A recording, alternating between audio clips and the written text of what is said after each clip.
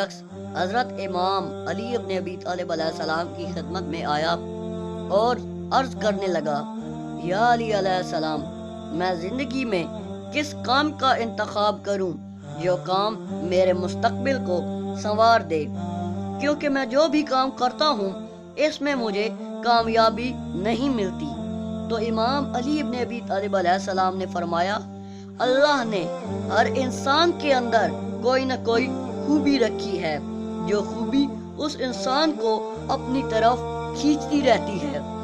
اگر تمہارا کام اور تمہارا شوق جب ایک ہو جائے گا تو تمہیں کامیاب ہونے سے کوئی نہیں روک سکتا۔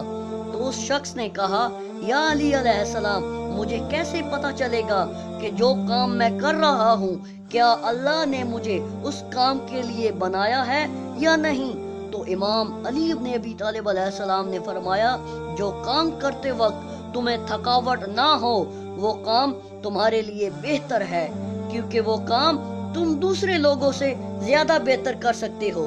اسی وجہ سے تم اپنی منزل تک جا پہنچو گے۔ لیکن جو کام تم مجبوری میں کرتے ہو، یاد رکھو اس سے تمہیں کبھی بھی سکون نہیں ملے گا، کیونکہ زندگی کی سب سے انمول چیز سکون ہے۔